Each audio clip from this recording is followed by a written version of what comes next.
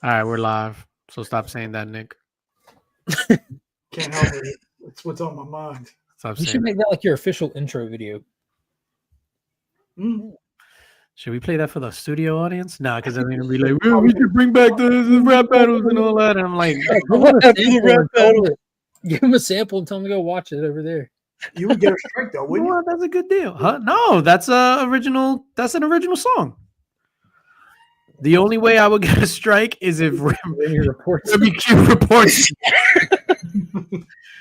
Been trying to get a piece in the mix for a while now. this is it.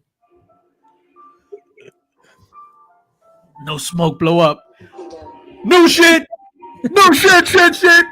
Remy Q Studios.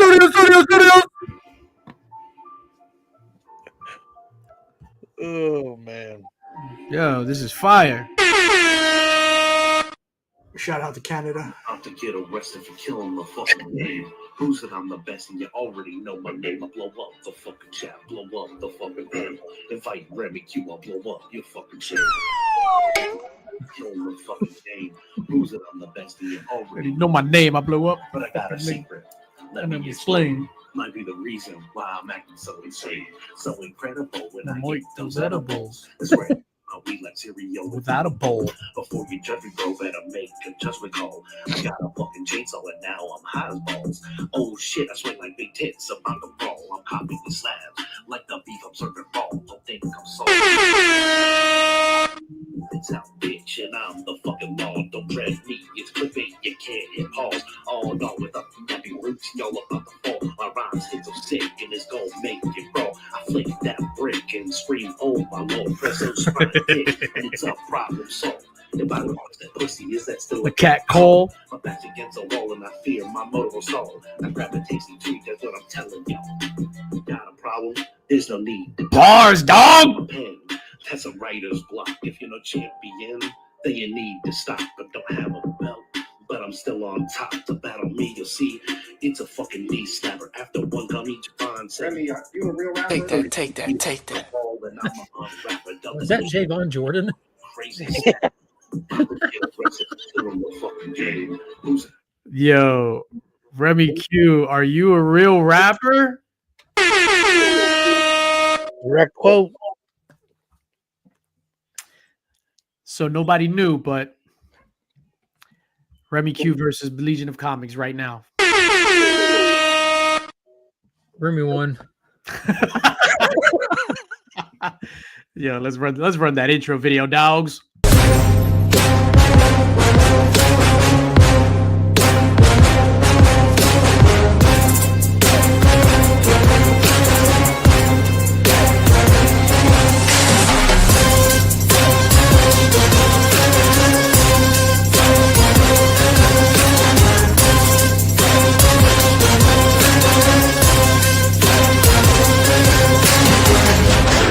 Infamous Illuminati.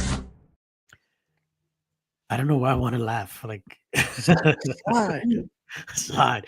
Ladies and gentlemen, welcome to In the Mix. It is Friday, March 7th, not to be confused with March 6th. It is March 7th, the greatest day in the history of the earth, because we're alive. That's why it's special. In the Mix, as always, is brought to you by Spidey's Powdered Tumblers. For all your custom-made powder-coated stainless steel tumbler needs, make sure you hit up Jose Gonzalez over on the old Instagram. He also has an Etsy store, which we don't talk about often or at all, actually. But he's getting busy. Jose Gonzalez is an angel walking amongst us devils, and I'll tell you why. The March Links box. The March Links box this month is going to be a $250 credit to Ben Parker's Short Box store. Asterisk next to Short Box. Short Box is not affiliated with this promotion. So, Thanks a lot, Shortbox. No. Stop it. No. Without a mic to grab. So, why do you feel the need to point that out? Huh? Why do you feel the need to point that out? That Shortbox is not affiliated with this promotion. Did they tell you to say that? No. No one told me to say that. I just they're not. So I don't want people thinking that not that it's a bad thing, but I have no affiliation with Shortbox whatsoever. I'm not doing this to promote Shortbox. What I'm doing is so that the homie Ben Parker can make some cheddar cheese, dog. That's a trap. It's a trap. Oh, the Joker. So, you know how many times like that clip from last week where he was like, "Oh, that Batman cover was amazing," and so was the Joker. Oh, the Joker. I must have. So this was originally supposed to be $200 credit. Jose Gonzalez from Spidey's Powder Tumblr says, "Hey, DJ Links, first and foremost, go F yourself. Also, I'm going to contribute $50 to this to make this $250. That's why Jose Gonzalez, the SPT logo is there at the bottom with the DJ Links logo, Link Squad. So any member that is an active member at the end of March when we draw will get a $250 credit to Ben Parker's store. Who knows? He might even throw in some goodies. He might even up the credit himself. So I that's hope Spidey wins it. That'll be amazing. Oh snap! This wasn't supposed to be here, but Commentary Cancer, yay! We'll be at HeroesCon. It's official. We'll be at HeroesCon. They switched up the booth layouts. Is it the same place as last year? Kind of. Yeah, the same venue. That's what you mean? No. Same table location. I'm asking. Same Table location. So last year, let me take this down. So last year we had like our booth was a lot of them were 1769. Hey, 1769. Yes, sexual reference. But a lot of the booths, it was 2 to a space. Now there's 3 to a space. It's good because I'm sitting in that mother jammer all weekend long, behind the line. Listen. You won't be able to because our bodyguard will be sitting back there in the spot that you're assuming is for you. And taking free waters too. What? Listen. Comics Curing Cancer booth is for listen, Pop's Attic. That's security dog. That's it. And he's packing, and he has a piece. It's America. I got Pop's rookie card. I got sway with Pops. Shout out to my guy Pops. Let's say what's up to the chat, and then we get in some things. Mrs. Links, what's going on, Mrs. Links? How you doing, Mrs. Links? The best, Mrs. Links. What would she be bidding on this year at HeroesCon? Yeah, where's the? I want to see the Ghost Rider piece. The Ghost Rider piece. It's funny that you mentioned it the other day because it's here. It's wrapped up in the brown paper. It's literally right there. So I'm like, I want to move this because I got like a Biggie print, and then I got another Biggie print, and then original brand flakes in the middle. So I was like, I want to move one of the Biggie prints and put up the Ghost Rider, but then I gotta like mess with the thing in order for it to fit. And she was just like, I remember the idea that she had. I don't know if you remember what y'all talked about. Like she brought it up there, but like if y'all did like some remodeling to like up the side of the stairs or something that she said. You remember that? I do. That way, like she said it'd be a good place to put just the original art because it gives it its own place and like you get to actually see it because people be walking by it and stuff. See, people think I'm waving, but this was actually Mrs. Links at the auction. Yeah. All right. Remy Q, you ready for this? I'm going to tell you the truth about Mrs. Links. So she said that in front of you guys. So the other day when I was talking about the Ghost Rider, I was just like, hey, are we still going to paint that and did that? And she was like, no, like that stuff stays in your room. Oh, wow. Asshole. And she called me an asshole. Asada. Yeah. No, she actually said that. She was just like, oh, I thought when we remodeled, we were going to put it here. And I was just like, oh, you were serious? Like legit. This was the conversation the other day. I was like, whatever. That's a nice store.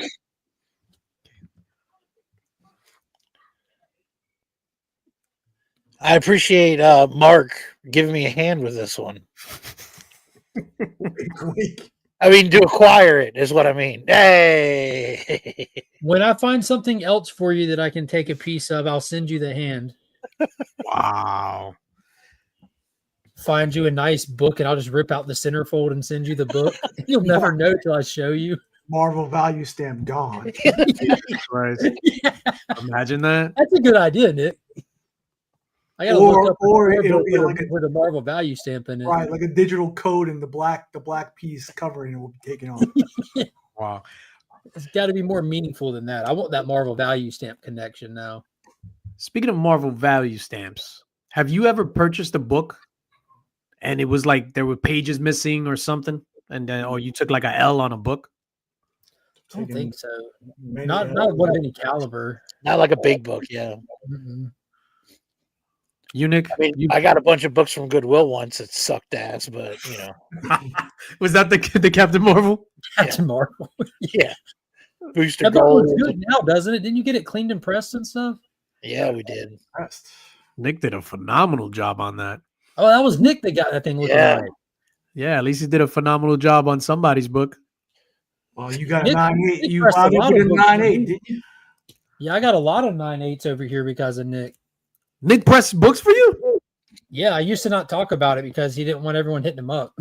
But I used to send Nick books. He would press them and walk them over to CBCS for me, send me back stacks of 9/8s. I got a bunch of 9/8s because of Nick. Like legit. And then CBCS moved their location. And that's when because he used to go over there all the time. Like he would just walk over there. So that's when like I didn't feel like it was like a he expressed to me that it wasn't a big deal. Just send me something. I don't mind. I'll work on it and blah blah blah.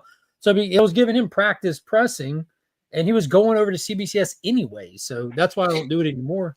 Because it'd be a hassle now. The son of a bitch. Going over to CBCS. Hold on, let me just. That is insane. Yeah. You know how many times I put in all the group chats, hey, does anybody know a good presser? I And know a bunch. Nick is just like, no. He's pressing books right now. He's like, no, I don't know anyone. That wasn't a lie. That was one of the first things I bought. When I learned about it, I was like, all right, $250 cost me $20 to get it cleaned and pressed. I'll just do it myself. You think I you know a Nick guy. and I talked about that the first time he was on the show. Yeah, he's been pressing since like 2019. Like You think you know a guy. He came to New York. We went out to dinner. We had a nice time. If you would have gotten cheese on your cheeseburger, I would have pressed books for you, but I walked to his doorstep. I knew you was lighting the loafers and you got no cheese on your burger. I walked him to his doorstep. I didn't turn around until I see he walked in and closed the door behind him. Then I turned around and went in the you car. went 90, he went 10. That was very sweet of you. That was very nice. You think you know a guy. Brian Barrick, did you know that Nick presses books? Ruby G, did you know? No, Ruby G in the house. Tapia Comics Attic is in the building. Eli, my guy John JSS Brooklyn in the building. Chaos and Comics, what's up, dog? What's going on? Phil, what's popping? My guy Phil, Comics by the Bay. Matt, what's up, dude? Good to see you. Good to see you on this Friday night. Pop's Attic is in the building. Ryan Riley, I kick a hole in the speaker, then I jet. Yeah, dogs. Back to the lab. Izzyverse in the building. Trev, the shipping guru. Taylor Winder was popping, my guy. Pop's Attic in the building, my dude. Izzy rejoined the Lane Squad. Thank you, Izzy, for rejoining the Lane Squad. I appreciate you, dog. Yeah, I don't know why it said that. You've always been an active member. Who else we got? Trev, the shipping guru. I'm going to submit a piece of art for the auction. Common Scream Cancer. Thank you. Heroes Con. No, Heroes Con. Oh, he's gonna submit a piece of art for the auction at Heroes Con? Yeah, you know they do the live drawing on the stage, and Yeah, everyone yeah. draw how you filmed for Martin doing it. Anyone can do that. That's where the art goes for the Saturday night auction. So pros and randoms, like as long as you go register, you can submit a piece. So would Izzy fall under the pro or under the random category? Kind of both, right? Like he's legitimately Kirby School of Art trained, and he's worked in the industry. And Izzy yelled at me a couple of weeks ago when we were together. why'd you call him an amateur? Yeah, no, he kind of yelled. He kind of yelled at me. I hate it, but like he's technically No, he's a non-working professional. no, he is. So I had to correct myself and say people that are currently in the industry. But Yeah. Izzy yelled at me, and then I walked away like all sad. What's up, Joe? Gary B gifted a membership, and I believe that membership went to Trev the Shipping Guru. Thank you, Gary B. Appreciate you, brother. That's because Izzy ain't industry. He in the streets. Jesus Christ. That's the third boo. We're only like 9:14. Oh, for the record. Oh shit, Nick. No, Dale, what's going on? I didn't even reach for the boo. Evil Mike in the building. What's up? Is he at 10K subs? Question mark, question mark, question mark, question mark, question mark. Circumstances in the building. What am I? All right, we're all caught up. What is that? Yo, the Segway. Yo, falling off a Segway when you invented the Segway is insane. That's a callback. That is a callback. Yo, insane. Not as bad as falling into the wood chipper, though. That didn't make any headlines. Oh, Chipper. he's like, oh, I got the legs, but shout out to the wood chipper guy. Obviously. Hold on, let me go to the agenda. Because I don't Remy Q is not dare I say Remy Q? Are you caught up with Daredevil? No. What?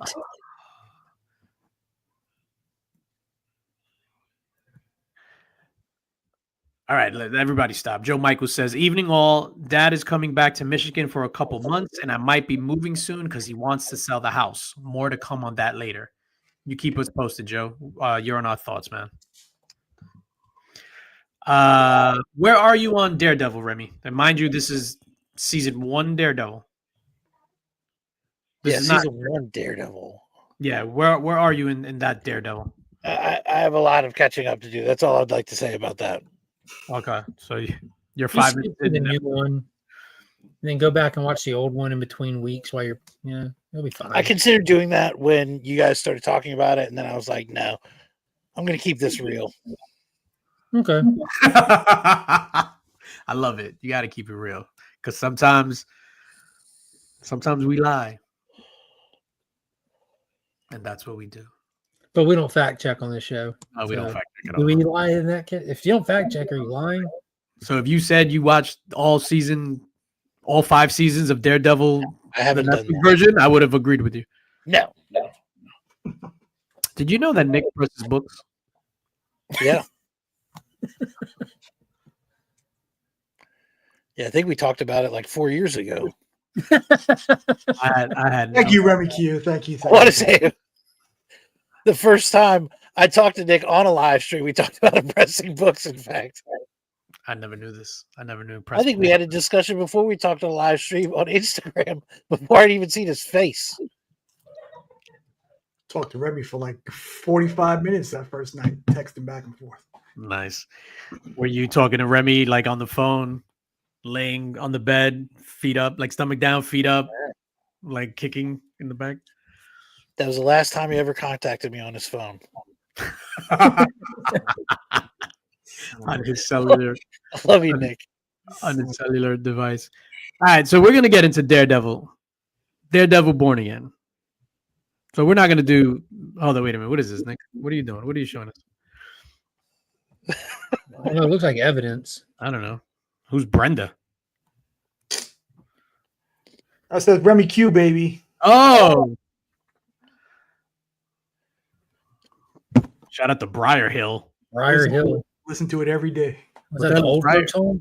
For the past 3 months, listen to it every day. For almost 4 months. What is that? That sounds like a boring ice cream. Man, you let this get voicemail. I'm getting laughed at. Don't call me back. I'll message you. Sorry to bother you. Remy probably needed books pressed. You didn't even pick up the phone. You don't even got to call me. My finger was on the trigger the whole time. I mean, just looking over the edge into the abyss. Remy, it's already been All established. you needed to give me was 4 minutes. 4 minutes. I'm not the one to call for support. I'm not the one. You're lucky he didn't answer. If he did, you might not be with us tonight. Might have had Jackson Pollock. What are you calling me for? Fuck do you want? Nick, I'm going through a hard time. Fingers on the trigger. Well, no one likes a quitter, buddy. Quit being a pussy. While I'm over there wearing the Michael Jackson jacket every day. Yeah. With no pants on. Nick probably would have been like, "Oh, the value of my jacket is going to go up now." Yep. I mean, he doesn't even have to call me if he needs books pressed. Just send it to me. Can I send books to get pressed? They want to? Yeah, send them. How's the heat on that presser, though? Listen, don't send me wet books. You'll be all right. Wet books? Yeah. What do you mean? New variant with a high ink level. What about foils? Could you press foils? Oh. Can't Can put You want me, anything on. you want me to presses send the some, foil. I'll press some in Boss books. Do you want me to do those? I'll do that too. So the book that you pressed for me and you burnt, what was that? It happens. It happens. Was that a foil? High ink content. Listen, I use the same temperature on everything. And that was the only time. What is that? That's me. What's the mustache? That was during the hurricane when you didn't have Oh, you couldn't shave. a lot of resources at that time. We were roughing it. So I sent at the time I sent this book to Nick. That I'm just joking. I know he presses and he does a fantastic job. And he made up some excuse, as you can see on the panel, that he just repeated it again. He set that book ablaze. And at It's the like, time, why aren't the pages separating? yo, I would be so scared. Like, let's say if you send, but that's why, like, dudes that do this, like with the pressing, like real dudes, like what's his name, the dude from Utah, Rogue Trader. Rogue Trader. Shout out to the Rogue Trader who has like a master's degree in paper, which is insane, and he's like fully insured. Yo, because let's say you crack open a AF-15 or ASM-1, yo, I will be scared to death to deal with that.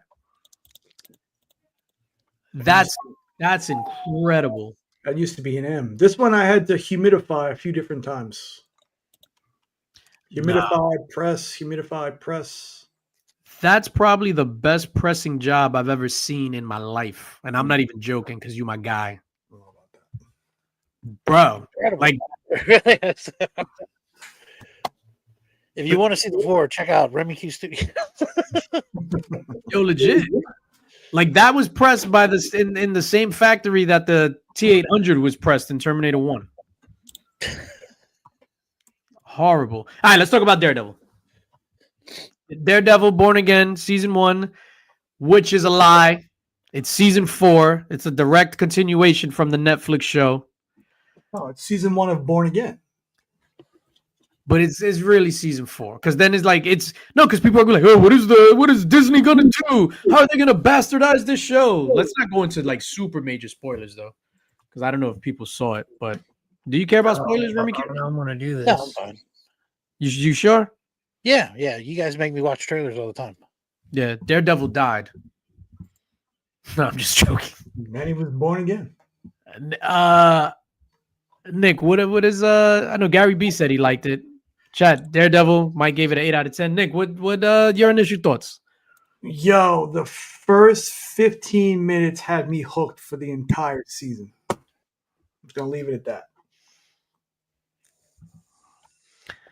Trev, the shipping guru, with the pause moment of the night. See, Biz, I finally got your package out. Well, the night is still early. Hey, yo, yeah, the night is mad early. It's only 9:24. First 15 minutes got you excited. Yeah, I mean, of course, I don't think you can maintain that throughout the entire show. But if you get moments of that, scenes of that throughout the how many episodes? 6 or 8. 6 or 8. No, I think there's 6. So it's like a sexual encounter. What? Like you may not be able to maintain it the whole time, but you get like glimpses of peak Gotcha. performance. Yeah, I got you. Yeah. Depends if, you had some pineapple beforehand or not. I love good pineapple. You too. What was your favorite part out of episode 1, Nicholas? Like, just continue. Then I'm gonna go to Mark next, and then I want. Oh man. Yeah, I would say minutes 13 of the first 15 minutes was a shock, and then minute 15 of first 15 I was like, oh shit. Yeah. Fucking crazy. Mark, what do you give it? What are your initial thoughts? And then It was we'll alright. You don't want to go into spoilers. I don't know what to do. I'm not good at this. No, Remy said he was cool on squares, but yo, come on, this guy cannot give Disney his props. Disney, I gave episode 1 an 8 out of 10. Fuck. I think that's giving it its props. Gave it an 8 out of 10. Yeah, but you gave it a reluctant 8 out of 10. Like when you wrote, I gave it a genuine 8 out of 10. I even said this is what I'm talking about. Like this is what Disney needs to do. It felt like the person who made this show came from an angle of familiarity with the comic, familiarity with the Netflix show, which is a necessity. If you're making Daredevil with Charlie Cox and Vincent D'Onofrio, you have to make the Netflix one. It already exists. It exists. It's in continuity now. So all you can do is continue that. And they did a good job getting in the vibe and feel of it. They did a fairly good job. They did solid at that. The actors that came back slipped right back into the shoes. They kicked it up a notch, no less. I don't know about that, man, but it did one thing it did kick off is the Ben Affleck special effects, which I thought was awesome in episode 1. Like The roof running. Yeah, the roof running and hopping and stuff like that. Like it literally looked like the Ben Affleck special effects, and it's getting like memed across the internet right now. But I don't think that's a bad thing, because that was like one of the coolest parts of the Ben Affleck one is watching Daredevil be full on Daredevil. Mm-hmm. So it's cool that we're getting that. But yeah, I don't know. You can see the extreme shift into the Disney era of it. You know, like having to no, not right now. No way. Having to get into like a new story with new characters and all that, it felt like there's a push for that, but it worked fine. We'll see how it goes.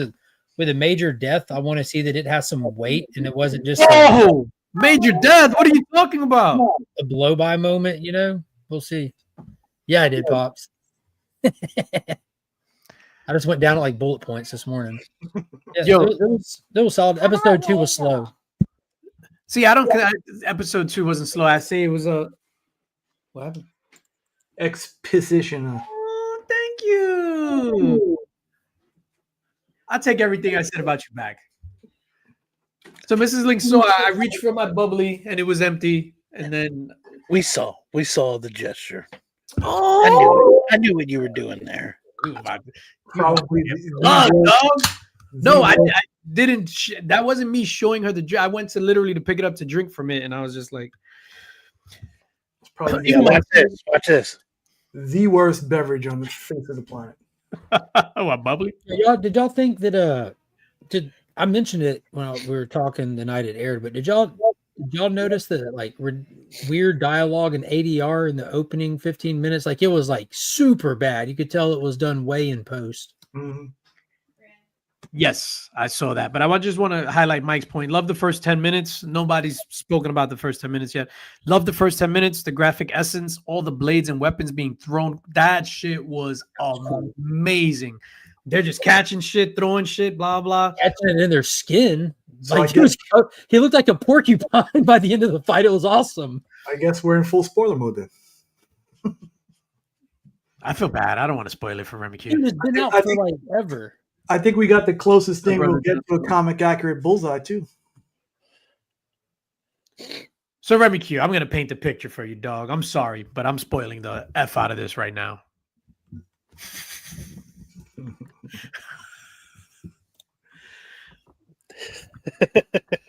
Oh shit. That's what we're doing tonight. That roof, that thing that happened on the roof, that I don't remember the last time I'm sitting down on the couch watching something and I literally stood up. Like I got up and was like, oh shit. And then I had to catch myself and realize I'm not supposed to do that, because the best part of that whole scene wasn't the forehead sitting there while they're catching their breaths, deliberating on what comes next. It wasn't just a nonchalant push. It was Karen's reaction when she was praying and she was too scared to turn around and look to even see who it is. Yeah, that had me. Like I hope she comes. Oh, fuck. Karen's reaction when she thought it was Matt. That had me. So we had everything shocking, this, that, and the third, and then the emotional stuff going on with your boy, and then Karen like that when she was just like, and was relieved. Like there's a dude dead on the floor, and she's just relieved because it's not this guy. Now, does this confirm that Bullseye is just not a normal human? Like he's an enhanced human? He's a comic book character. No, in that world. No, I know. I don't. I just think he's like a savant, right? I mean, it was a pretty far fall, but I Because mean, this is the second time he's had his whole shit busted up, though. that was like a 2-story building, right? Busted open. Let's just say it was a skyscraper just for the we don't fact Yeah, check. we don't fact check. We know. So they threw him off the Empire State Building and he just landed and was just like, what up? Because in the first one, it was Kingpin who did it to him, right? I don't remember that at all. Well, he survived it in the Ben Affleck one too. Mike says 5 floors. Mike, we don't fact check. Chill. Yeah, Mike fact checks, trust me. It was a puny god moment. Episode 2, the gentleman said it was slow. I disagree. I thought it was necessary to introduce the new characters so that Heather is Matt's love interest. She was phenomenal on The Deuce. Have you guys ever seen The Deuce on HBO? Haven't Rem, seen have it, you but I've seen taken one. Taking a Deuce, nice. Rem, have you ever seen The Deuce or taken a Deuce? No, I've played Deuce, but He's all right. Taking a Deuce, played Deuce. I've watched the first episode and dropped one. He's watched and dropped. I highly recommend watching The Deuce on HBO. Remy Q, you will not go wrong. I would say stop watching Daredevil. You're giving Remy too much. He's got DC movies. He's got Daredevil. He's got Invincible. He's got. Are you watching Severance too? yes, Oh, I started that today. I'm Uh, 2 episodes in. I love it. fantastic. Good show. F that show. I'm the only one on earth that hates that show. I hate the streaming service, but I do like that show. Dude, there's nothing bad on that streaming service. That's what I'm finding out. That's what makes me hate That's it. what's so bad about it is because the formatting sucks, but Yeah. everything's so good. It's ridiculous. That's why I hate it even worse. They have the best quality. What was I saying? I totally forgot. Oh, The Deuce. The Deuce. Remy Q. So it's about late 70s New York, how the mafia ran the porn in Times Square. Times Square. You had me at porn. There you go, dog. Say no more. Yo, it is amazing. 70s porn. Say no more. That mustache you had on will come into play. It might get tangled in the bush. There it The is. old Buster Sherwood's coming out. Yeah, boy. Buster Sherwood. Yo, it is amazing. See, Angel says The Deuce is fire, dog. All you'll need is a leather tool belt, and that's it. You can star in your own feature. Yo, it is amazing. Damn, she was in something recently. Oh, in Penguin. So Penguin's mother in the flashback scenes, her character is in The Deuce. Well, not her character. The actress is also in The Deuce, and she's like trying to break into the adult industry. This There you go, dogs. Yo, What's it is on HBO. HBO. It's on HBO Max. It is phenomenal. it's been added to my list. There's 2 seasons too, right? No, 3. 3 seasons. Yo, phenomenal seasons, but you can't watch it like you can't watch it just in the house like if there's children around. That's Why the not? thing. Yeah, we. Oh, I mean, you got boys, whatever, but it's just like I don't know. They might walk into something and poke an eye out. All right. I'm downloading the first 3 episodes. You pirate. Oh, real quick, Mark. No, let's. Yeah, we're just getting all over the place. Oh man, What are we talking about? Daredevil or porn? I know. Daredevil boy. I just Blind want to tell porn. everyone. I'm not Give trying her to. the horns.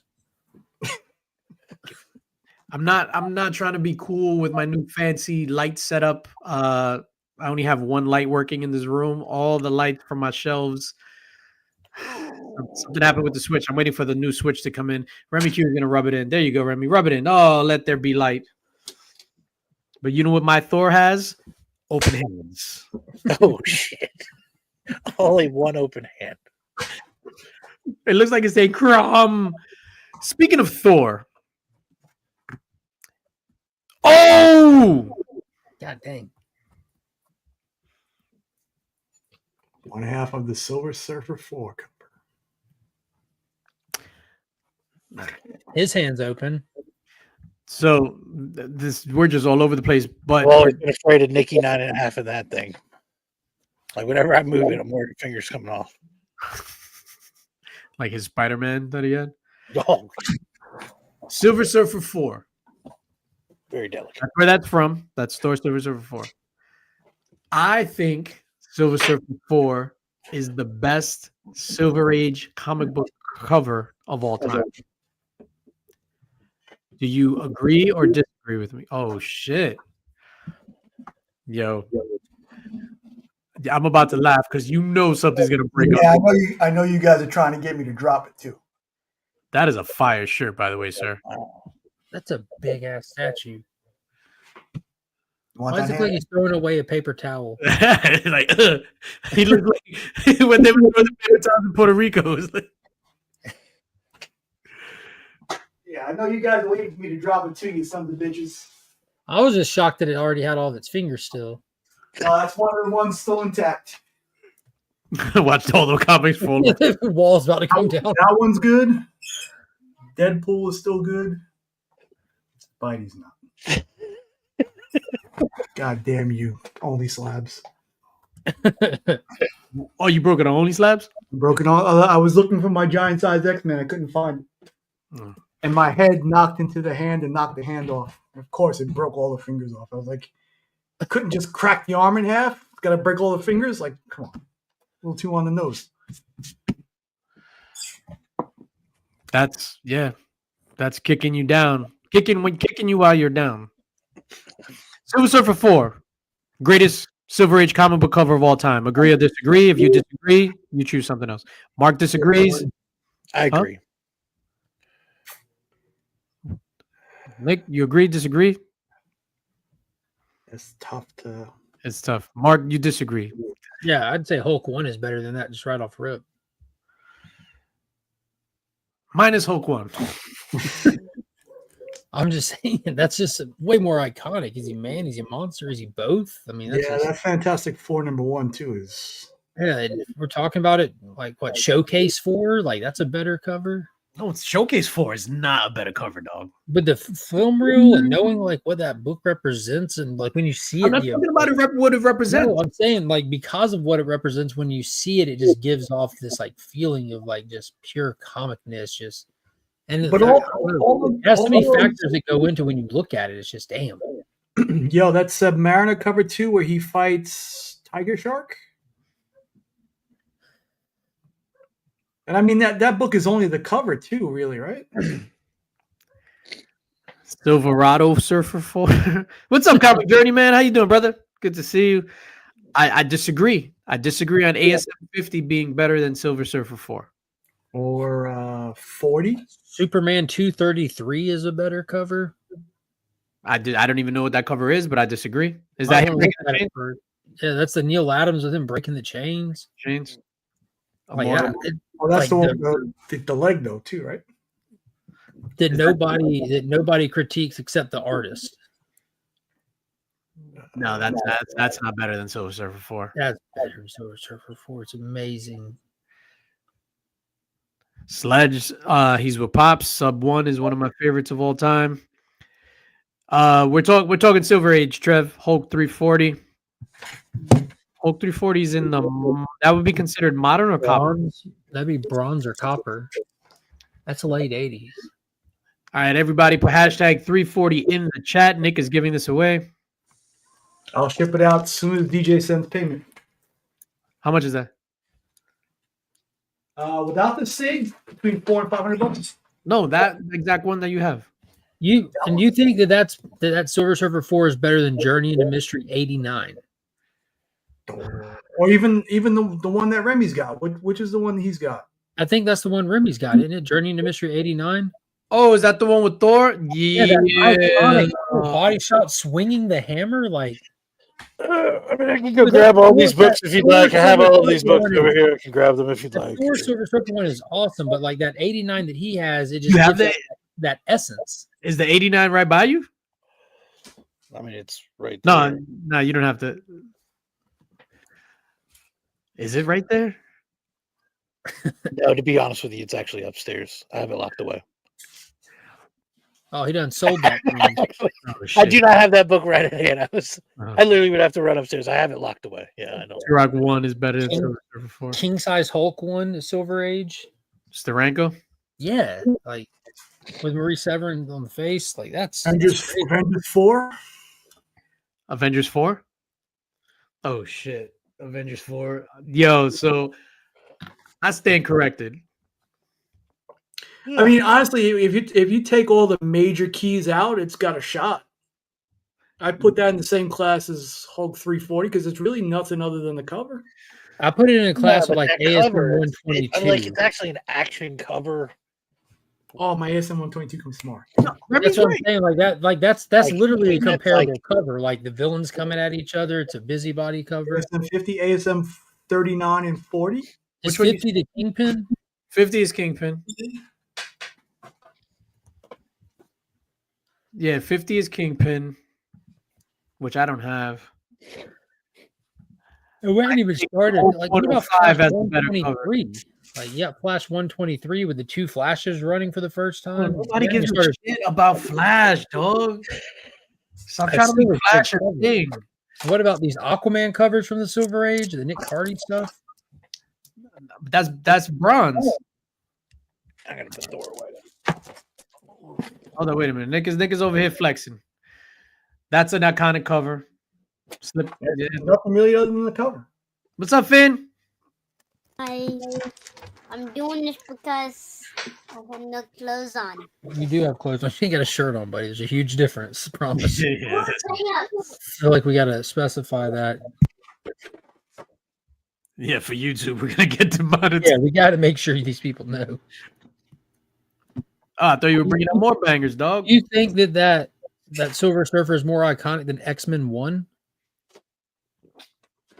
Like, what was the question? Iconic or just cool? I said it was the greatest Oh, okay. Silver Age comic cover. What about Avengers 4? No, yeah, I mean, I was already proven wrong like 8 times in a row. I would say Avengers 4 is definitely more iconic. Avengers 4 might be the most iconic Silver Age cover. So I stand corrected. I think that's a fair debate right there. The Return of Cap. What about Hulk 105 even? Like that one. Yeah. First appearance of the Missing Link. That is a beautiful cover where he's like that. Like, Yeah, where he's coming out of the grave. ASM 100 is a better cover too. Mike says, okay, move along. Next topic.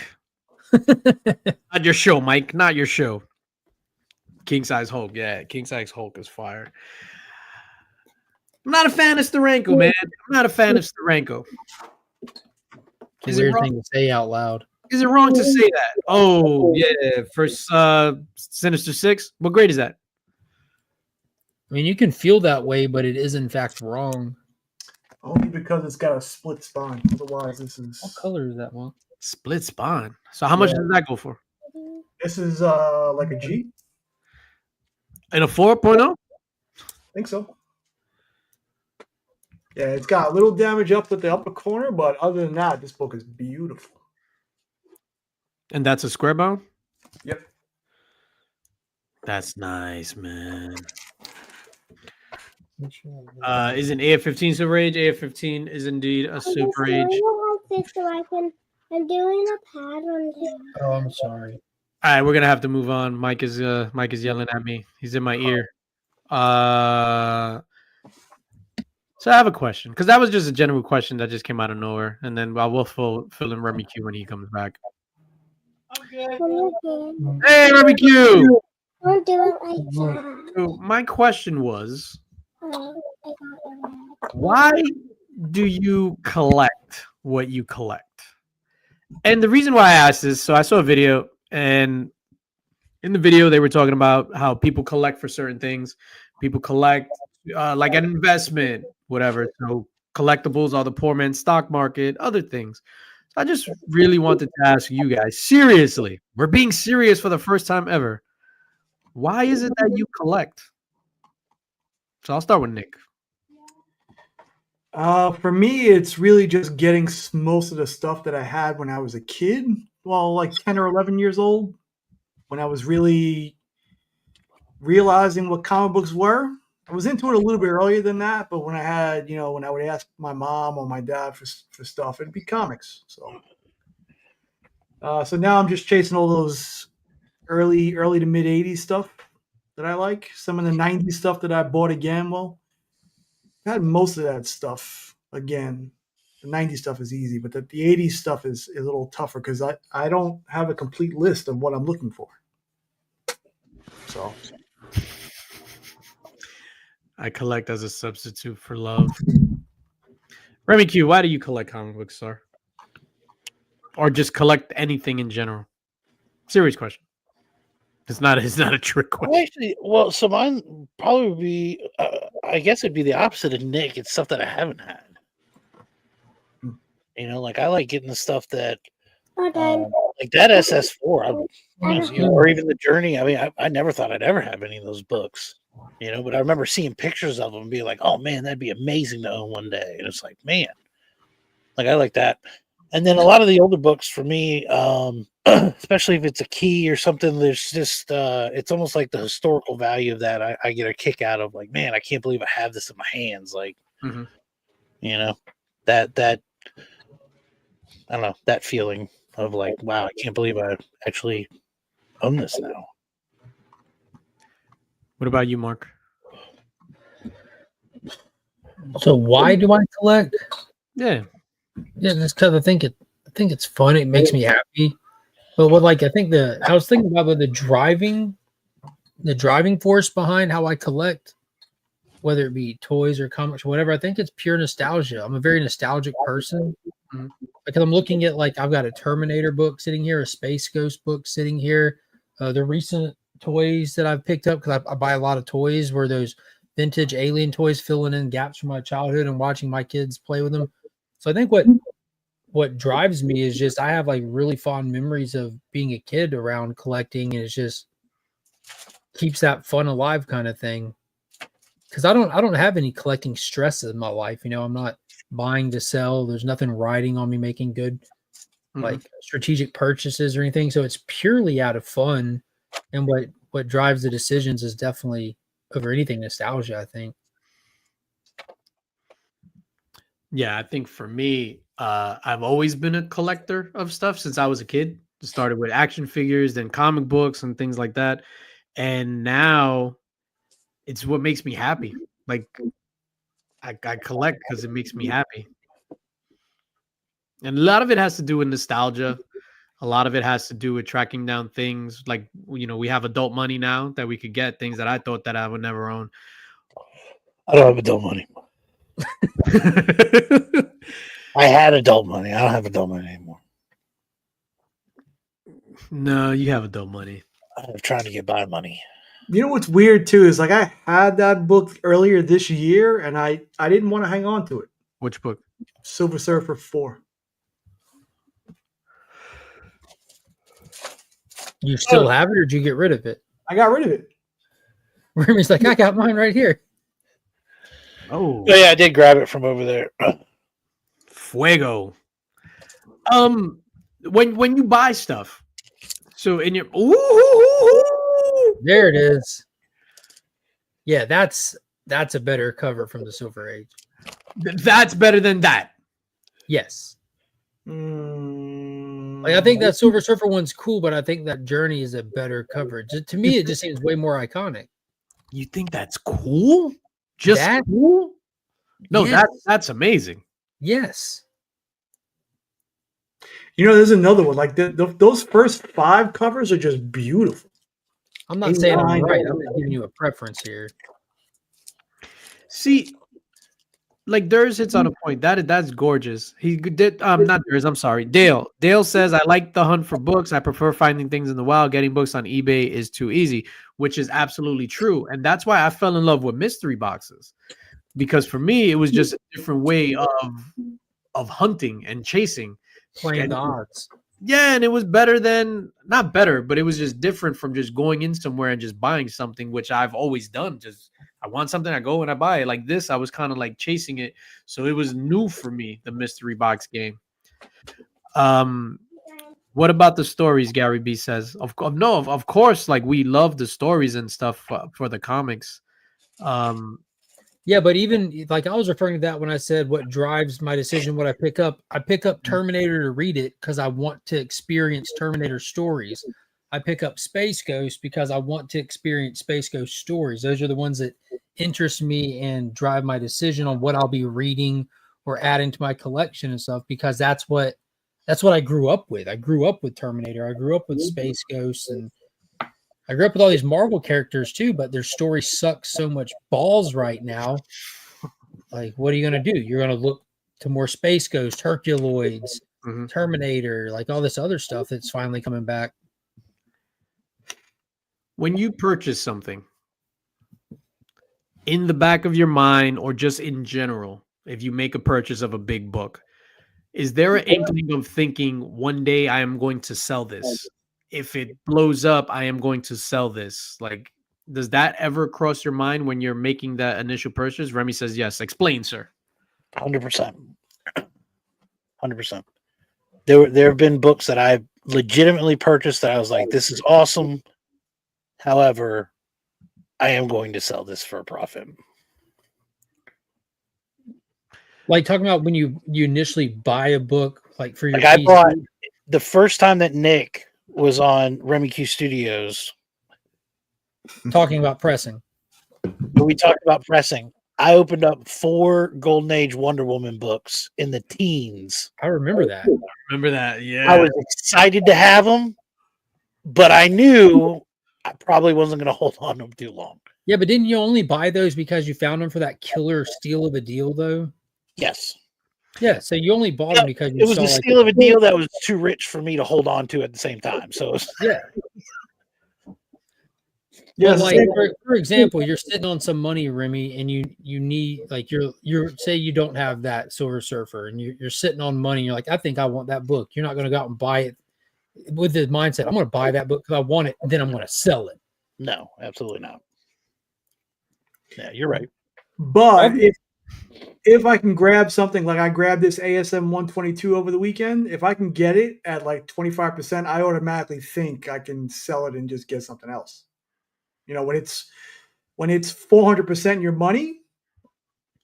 But again, isn't that a book that you need for your PC? And I know need is a very subjective term, but you know what I'm saying. It is. That's actually my birthday book and one of my favorite books to own. So why would you get that book or any book that is meant like I'm wanting to fill this run out? These books are on my legitimate want list for my PC. I found one for 25% of its fair market value, not 25% off, but 25% of its fair market value.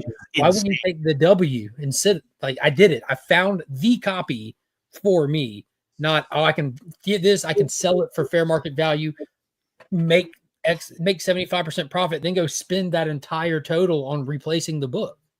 Because the next one you find ain't going to be 25% fair market value. Because it's not a 9.8. Like for me, I'm a grade whore. Okay. I'm not just, you know, I'm just. So that's just a stepping stone copy. Time out. You said you're a great whore? He's both. That too.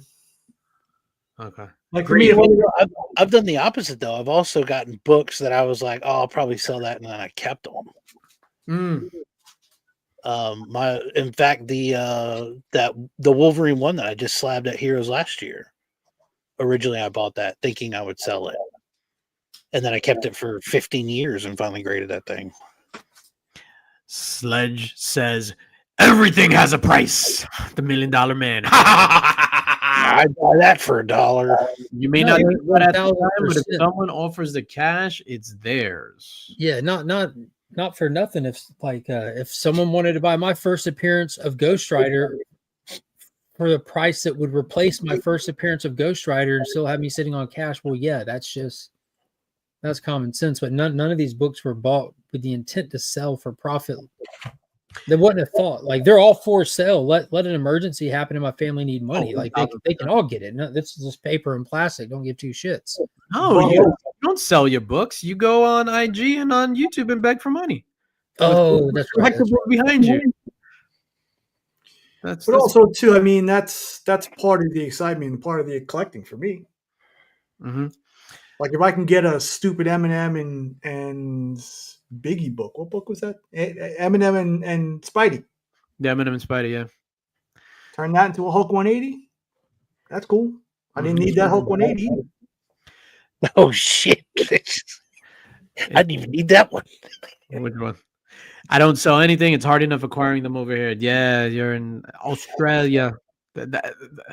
Yeah, I feel bad, and sometimes not that I feel bad, but like being here, like we just have everything especially in different regions. So like obviously we're all in the U.S., but like I have like everything is easily accessible to me. I don't feel bad. I can't go out to the corner store and go buy kangaroo meat, so I don't feel bad for him. Yeah. We got what we got, and y'all got what y'all got. Be thankful for what you got. Listen, he's got that entire portfolio of original art. He can sell that. That's true. A lot of original art over there. Collecting than most of us. Crazy original art. Mad Spidey's collection, and then he drops the statue videos, the art. Yeah, the Poe and shit alone will get him here. Yo, his I got a couple statues. I've been doing this series for 3 years and I haven't doubled up on the statues yet. It's like I've got a warehouse full of statues and original art, but I don't know how to collect over here. It's he's got a bigger statue collection than anyone else on YouTube and more original art than anyone else on YouTube. It's such a I have the entire run of Spider-Man minus 3 books, but it's rough being me in another country. It's very hard. You know how much modern books are? I don't read or collect the modern books, but you know how much they are over here? Here's this little full-page doodle Jack Kirby made me back. We're all jealous of his shit. He's like, oh. Evil says, for once, books get higher in dollar value and no longer becomes a want in my list. If needed, I find the fax or digital. Speaking of that, and we're just going to transition a little bit here. The other day, I forgot, it was on Legion's Lair, not this Friday, but last Friday. We were talking about like old books versus new books, and Nerds was just like, I can't get into old books. And Durs is, he's always like, but I'm a baby compared to you guys, and he's like 39. No, but I mean, he also picked the hobby up later. Yeah. I tried reading because the facsimile came out of Fantastic Four #1 the other day. So I tried reading it today. It was the last book in my queue to read for today. I couldn't. I read like the first 3 pages and I had to stop. You remember Nick? Dustin's brother Nick. Yeah. Hold on, wait a minute, Remy. What were you saying? I love the old book. Like some of it may seem silly, and that I get into even more. Mm-hmm. I mean, I'm trying to think of the show I was talking about. When Thor fought Magneto and he like hits the secret hatch and like falls down into a submarine and shoots up. I think that shit's awesome. Like it's the cheesiest stuff, and it's so great to watch. Like I don't know. I still think it's entertaining. Or what's that Fantastic Four where they go back in time and they're on the pirate ship and they dress Thing as a pirate, Blackbeard or something like that? No one recognizes him. Fantastic Four. Pirate. Yeah. Mark, I'm sorry for cutting you off. You remember we're done? Dustin's brother Nick, yes. Two Brothers Comics. He kind of like got disheartened with books and decided to read all of ASM from issue 1 forward to current. And he said like it was a unique reading experience. He said it was really good, but when volume 1 ended, it just kind of never found itself again. Because like he didn't really care for the new stuff, so he decided to go back and read from the front. And he said it's not even like a super modern problem. It just the problem happened when volume 1 ended. That was it. But then when he was done with that, he immediately went over to Fantastic Four to do the same thing. And he said it wasn't the same reading experience. ASM was fun and good and unique, and the Silver Age felt good. Fantastic Four did not share those same vibes, and he didn't really care for it. Yeah, and you can tell like with Maybe- ASM the tone shift. Like the first 38 issues are like that campy stuff, and then 39 when Romita took over, completely different shift. Completely I've been different. reading the old Silver Age Aquaman stuff. You know, the DC Finest collections. The Aquaman one came out, and I've been slowly going through that, which it's pretty easy because they're pretty much 8-page stories. Because the first stuff he was in was Adventure Comics, like he was a backup story, and it's campy. Like I agree. figuring out what animal is going to be his companion, getting shrunk down, and having to hop water source to water source. It was pretty much finding Nemo to get out of this fish tank and back to the ocean without like drowning in the air, kind of thing. But it's one of those things. If you can read that, and your imagination kind of fills in the voids and kind of puts it in motion, and it kind of just does the work for you. And this is a weird comparison, but I grew up watching Power Rangers. I can still go back as an adult and watch Power Rangers and recognize how corny it is, this and that. But my imagination kind of glazes over stuff and fills stuff in, where like I can think back on it. It's just, you see the story for what the story's meant to be, kind of thing. First of all, sir, I want to give you your props, Mark, because as a fellow girl dad, I can see your nails, and I've been there. Yeah, she just painted them while we went on stream. That's what she was doing over here. Amazing, like My that. toes have been painted for a week solid. She painted them last Saturday. I cleaned my hands off and forgot to do my toes.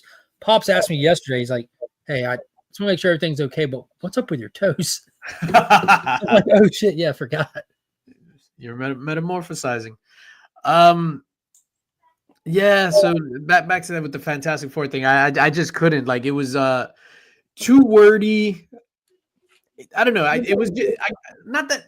Maybe if I just picked it up and like on a random day and I just went into that, I would have read it. But I had just finished reading like a bunch of modern things, so it was just very jarring to dive into something like that came out in what Fantastic Four dropped in 1961.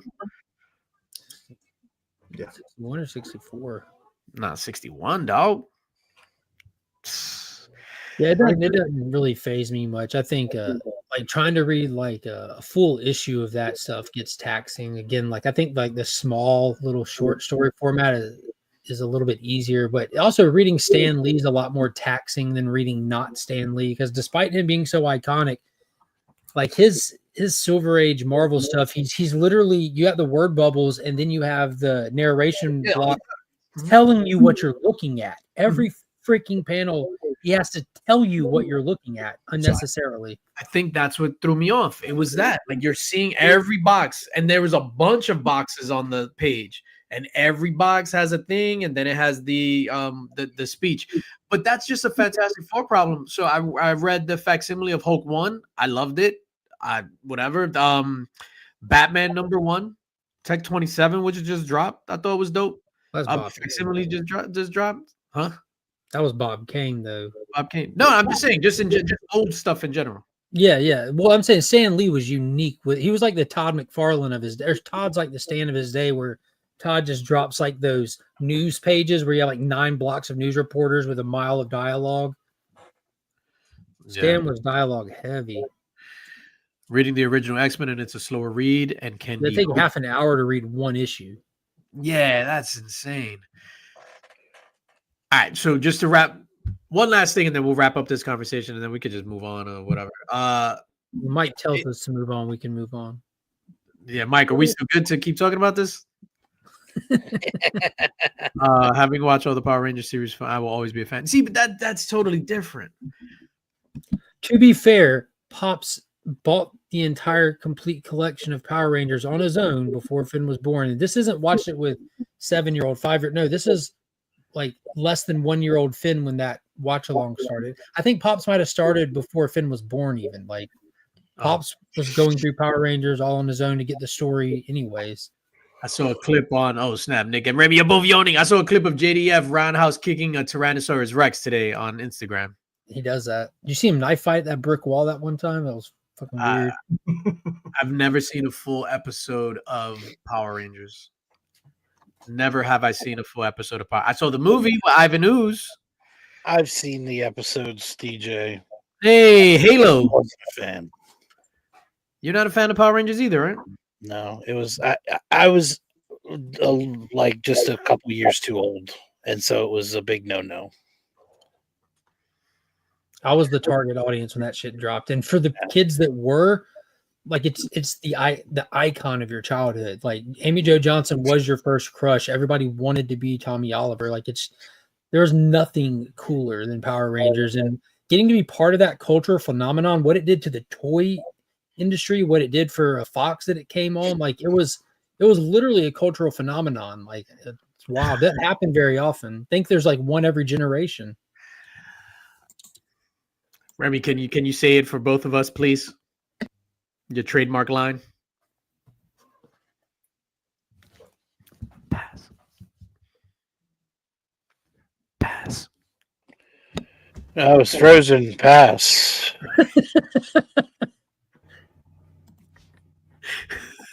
I hate Power Rangers. I'm sorry. What would it? I wasn't trying to be that mean about it. I just. What was it for y'all's generation? Like G.I. Joe or Transformers? That was for me. I was Turtles. 10 or 11. We got a bunch of different generations. We have like 4 generations here. For Nick, what was it for you? Howdy Doody? The original Nosferatu. There was the what do you call it? The drawings in the cave. Oh shit! Good stuff. Anunnaki, right? Mine was Turtles, and then young me was He-Man. Those were the big ones. Nick, what was yours? For me, it had to be Transformers, G.I. Joe, and then on the way out, it was like Remy said, like He-Man and Thundercats. Oh, Thundercats were good. Y'all excited for that new He-Man movie that they showed the teaser poster for? No. What? Nobody? Dolph Lundgren's your He-Man too? That movie was terrible. What? Original He-Man is horrible. Dolph Lundgren, Frank Langella? I could still watch it, but it is horrible. It is no Maniac Cop, sir. That was Langella's last role too, wasn't it? Yeah, because he called you right after he filmed it, and you picked up. He-Man was terrible for me. Turtles, 1,000%. It was Turtles. And then going from Turtles to Batman the Animated Series. How old were you when Batman the Animated Series came out? I was in high school. Yeah, I was about to say. No, so it was Turtles, and then so my jam was Ninja Turtles, like by far. Cops, COPS, whatever. Yeah. Yo, Turtles, Cops, and Bionic 6. That was my shit. Did you get the Pizza Hut Turtles? So just to get this straight, Pizza Hut. You were watching. Yeah, the Pizza Hut VHSs. Oh, from the yeah. What was the song? Suddenly everyone's looking at me. Yeah. Oh, you're talking about the new Turtles and the Nickel ones released. Nope. I'm talking about exactly what you're talking about. The VHS Ninja Turtle movies from Pizza Hut. Yeah. With the Pizza Hut commercial when you go into TMNT VHS and have the Pizza Hut commercial where they go to the ball field and then go. I play right field. Bam, bam, bam.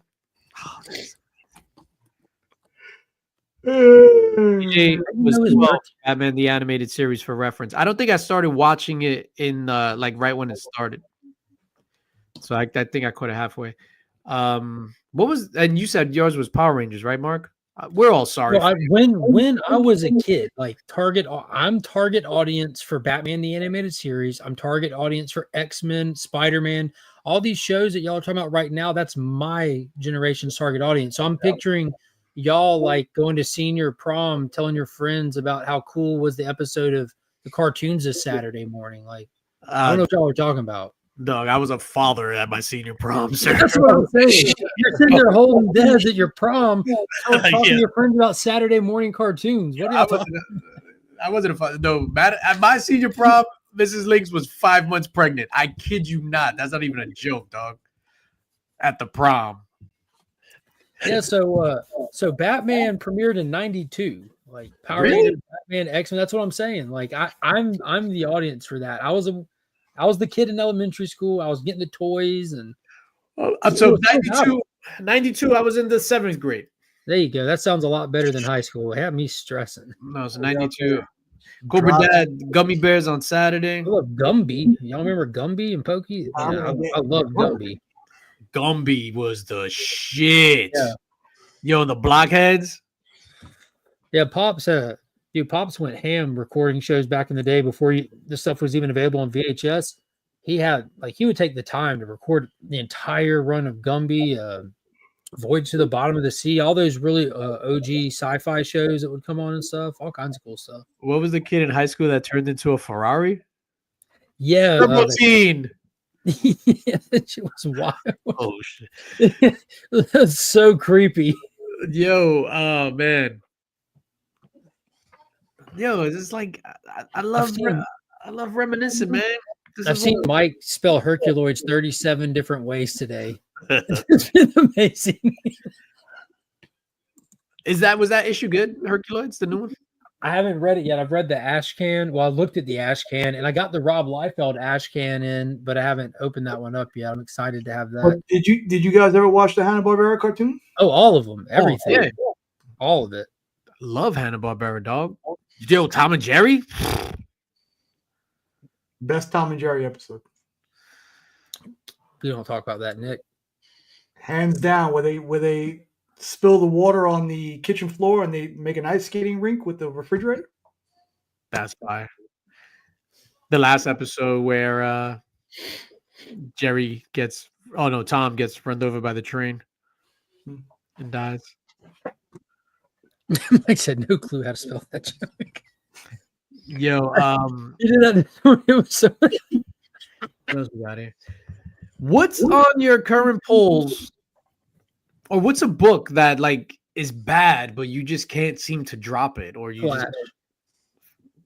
Current Flash?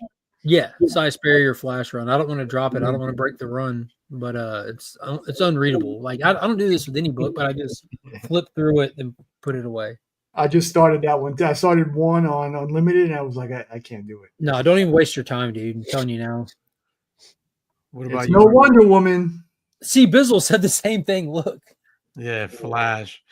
Joe Michael says, I used to watch all of it, Transformers, G.I. Joe, Robotech, Batman the Animated Series, TMNT, and so on. Those were my go-tos all the way through my younger years, even in high school. Mm-hmm. Rem, what's something like, or just in general, because I know you're not reading current books, that you've, like a run that you was terrible, but you couldn't put down, or you felt bad? I don't feel bad dropping anything. Later, Pops. That's why you're such a fucking gangster, Remy Q Studios. Yeah. You deserve one of those. Yo, for me, and I know, Mark, you dropped it early on. Immortal Thor is torture. I dropped it after issue 2. I knew better. Issue 2. So I just got to whatever is the latest issue, 21, I think it is. It was really good. But 1 through 20 was torture, dog. No, Flash will do the same thing. It'll be bad, bad, bad. Then he'll drop an issue. You're like, oh, there's hope. The next issue, bad, bad. No, it's just not good. Getting 1 out of every 5 issues. That's not good. That's not good enough to keep on a pull list. See, Bizzle, what do you like about Immortal Thor other than the fantastic covers, man? Taylor Winder, I made it to issue 5 of Immortal Thor, and then he dropped it. Yo, is it doesn't pick up. Like up until now, like it's the last issue, and it has nothing to do with Thanos because Thanos was in the last issue, but it was a figment of Thor's imagination. No, it was a figment of Thor's imagination. But this was the first book where it was like there was action going on, and then it delivered on like a story, and then it showed promise to something else. Heroes of War writing is it Al Ewing writing it still? Yeah, it's Al Ewing writing. The covers are amazing. He's like, normally pretty solid, like. Yeah, and then he wrote Immortal Hulk, that's why I thought it was gonna be like good and it has Immortal in the title, but it doesn't do it for me, man. That's why I bailed on it right from the get-go, because I saw they got Al Ewing, they got Ross for the covers, they put Immortal in the title. I'm like, all right, they're gonna try to make Lightning strike twice. But by issue 2, I'm like, you ain't got it in the tank. That ain't you're trying to fabricate an anomaly. You can't do it. Yeah, I don't know. I like Al Ewing. Like I keep up with him. I got a lot of like high expectations. He's doing Absolute Green Lantern coming up later this month. The Absolute line at DC is about to double in size with Flash, Green Lantern, and Martian Manhunter all dropping this month. Yo, I don't know. Austin, what's up, dog? So C Bizzle says he just likes Al Ewing's writing. I agree. I think maybe my expectations were too high because I knew it was Al Ewing and he did Immortal Hulk, which I still think is the greatest Hulk run or one of the greatest runs just in comic books in general ever. Did you finish the Bruce Jones run that you were working through? I did. What'd you think of that overall? Where does that stack up in your Hulk memory bank? It's up there. It's really good. I think Immortal Hulk is just next level. So I think the Bruce Jones run is a great run for Hulk. Like it's one of the best Hulk runs.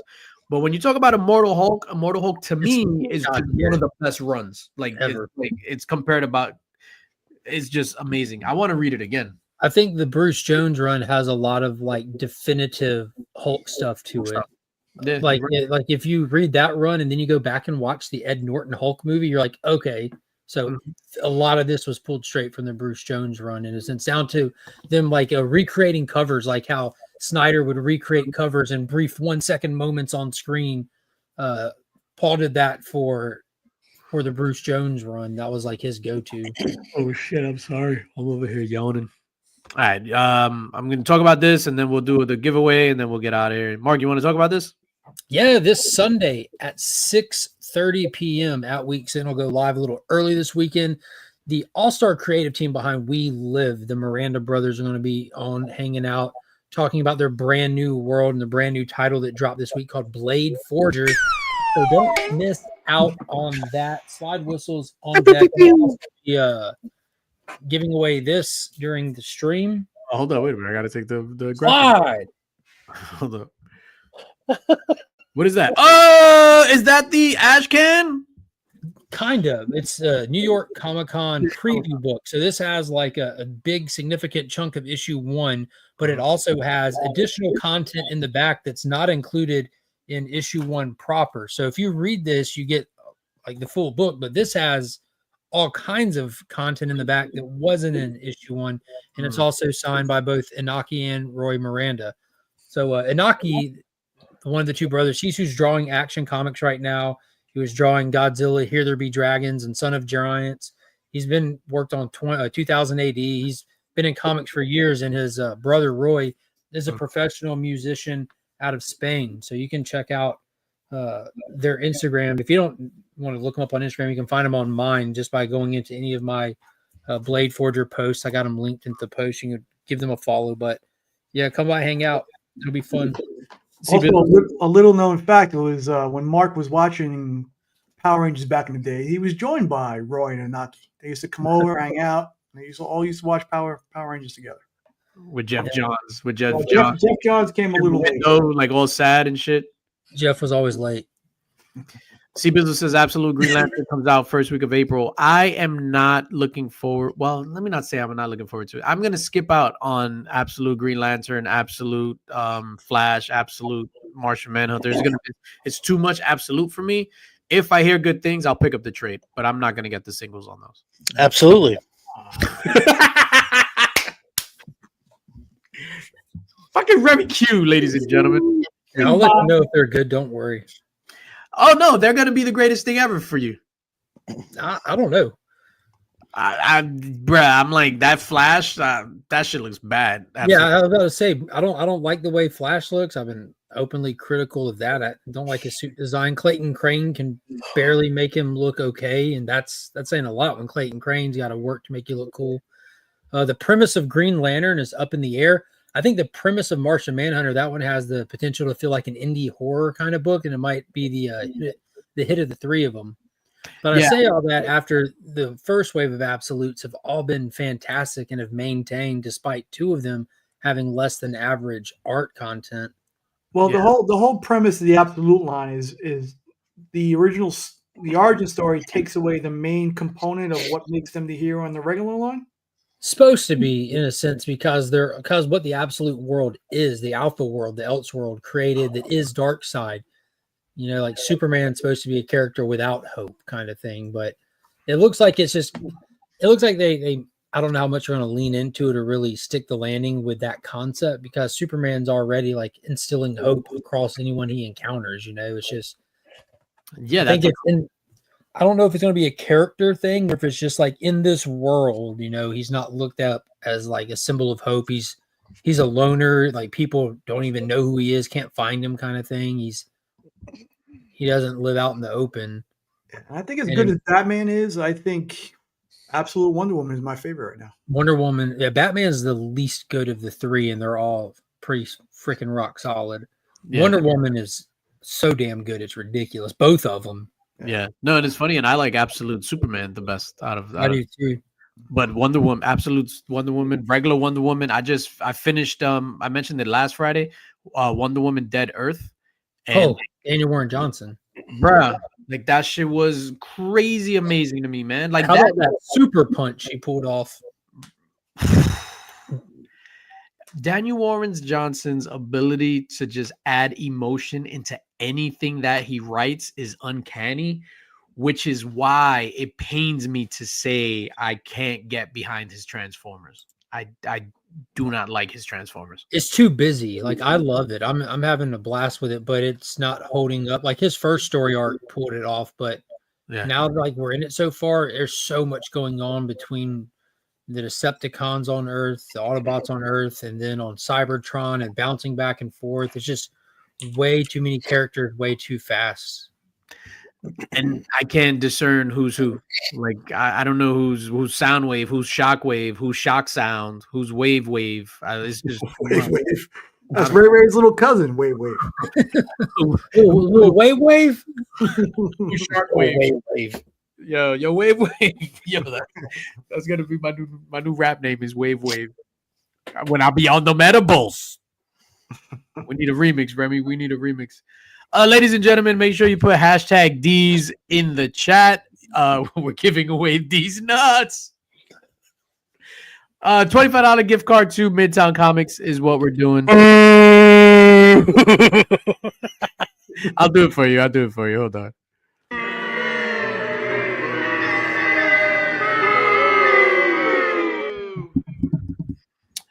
See, Bizzle says, "Don't worry, Daniel Warren Johnson is leaving Transformers." Yeah, Then I will drop it.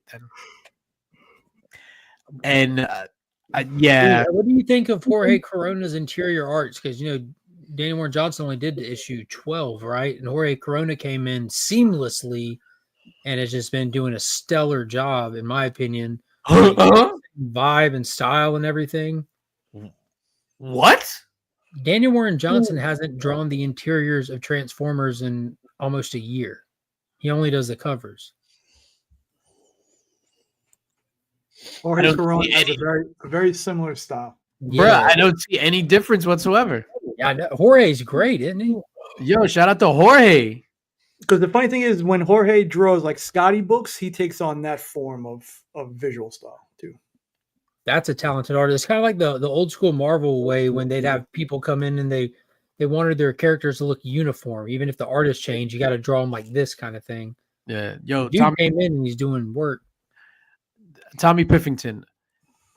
I've always been a DC hater. Always. Since birth, I've been a DC hater. I'm shocked to say that, the Wonder Woman character, I absolutely love. Like all the latest Wonder Woman stuff completely turned me around. And I get the character now. You know what's crazy is I'll sit there and I'll read DC stuff and I'm like, God damn, this is so superior to Marvel. And I still can't buy a physical DC book. What's crazy is I've been telling you all this for years now. Yeah, no, I've known it. Like ever since I picked up a DC book, I've always known the stories are better. It's like since like the 4th grade, I've known this, and I still can't buy DC books. Yeah, I know, that's so weird. Rem, DC or Marvel is hanging from the side of a cliff. You can only save one. Who you saving? And I'm talking about like the entirety of both. Like, truthfully, absolutely. DC. No, I just want to say something. More important. I feel like DC is more important. I feel like DC's not only would I save DC, I would actively go put my foot on the fingers of Marvel to help it fall faster. And my favorite character ever is the Hulk, but still, like Disney show comparison anymore. It's more important. I'm sorry. Look at the chat. Cliff, DC, Mike, DC. And like this isn't saying like dude, I love Ghost Rider. I love the Hulk. But what are y'all doing for those characters for us? All I have are good memories now. Problem is DC is worthless in the secondary market. That's only a problem if your primary source of income is selling comic books on the secondary market. I only got one DC book on the wall. Juicy Jason. T-dubs, I love both, but I'd bullseye the hell out of Marvel. Just throw it right off the roof. Izzy says, I will save Image. They are the baby. That wasn't the question. Yeah, that wasn't the question, Izzy. You see, Izzy? Hold up. Yeah, you blew it! That is a really good question. DJ here just we've had some conversations between us because he said, well, a good majority of it talking about that secondary market. There's tiers to the secondary market. You've got modern books, you got that silver age pocket where Marvel started, but there's a whole different tier of collector. And that's like you got to level up your income, your lifestyle, and then you get into DC first appearances where Marvel doesn't even exist. Yeah, go get a filler run from All Star in the Golden Age. Yeah, no first appearance. Go get a filler book. I added All Star number 8 to my cover price wish list. I mean, I'm gonna get it. I'm just saying I added it. Yeah, you want to talk about real secondary market books? They're DC. You're gonna have to sell that AF-15. You have to sell your AF-15 to get in on a book. Nah, it's comparable, like a low grade. With that said, saving Marvel, we got a Marvel in there from Tommy. Shout out to Tommy. With that said, reluctantly, I'd have to say DC just because I think the stories are stronger. Now, let's face it. Without DC, there is no Marvel. I would miss Marvel. It'd be hard. It'd be heartbreaking to see either one of them go. Yeah, and then we're talking about current Marvel, which is shit. Like, what are easy to watch it go? What are current Marvel? What are like five good Marvel books? Anybody in the chat that's reading? What are five good current Marvel books? Well, I can name two of them. The chat will say they're going to say Ultimate Spider-Man and the Ultimates. That's going to be on Ultimate Wolverine too. Anyone who pulls heavy Marvel, that's going to be in their top 5 probably. Yeah, but that's cheating because by saying all the Ultimate stuff. Well, let's just put Ultimate stuff in one bubble. So Ultimate, Mike was already typing it. Look, I said it before you can even get it in Ultimate there. is fantastic. Ultimate Spider-Man is fantastic. Ultimate Wolverine is fantastic.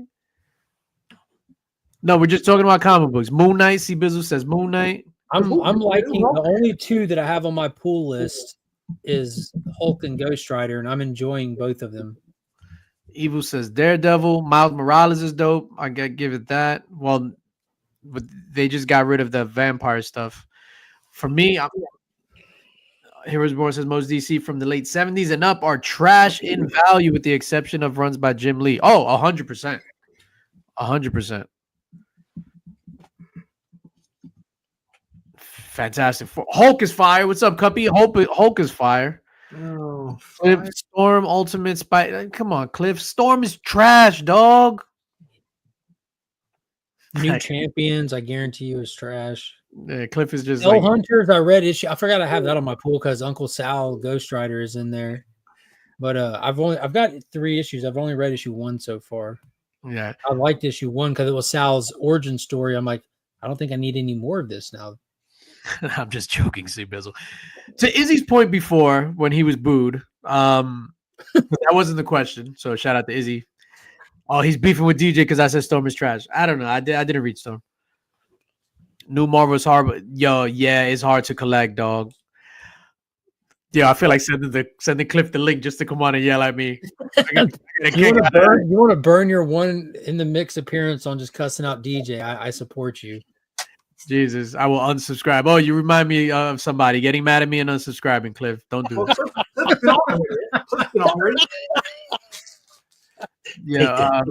Yeah, take that. Marvel is super hard. I don't read Storm, so I was just joking. That was for entertainment value. But to Izzy's point about Image, the majority of the books that I pull are indie. So yeah, like from Image, I pull a Ghost lot of it. Machine. Ghost Machine stuff. That's a handful right there. Doll parts, Gunslinger Spawn, regular Spawn, King Spawn, Scorched, and everything is, for the most part, everything is enjoyable. Gunslinger Spawn is amazing. I get a lot more independence these days than ever, and a lot of it's just licensed properties though, like Terminator and Space Ghost. And Yeah, Cliff, Captain Planet, Herculoids. I was just joking, Cliff. I was just joking. Keen Spot, yeah, all the monster stuff with Mark Spears, killing it. I was early on that. I get that stuff. Because I like the Universal horror monsters. So doll parts. Have you guys don't That's read always a bonus, Cliff. Doll parts is fire, but it is tough to read because it's a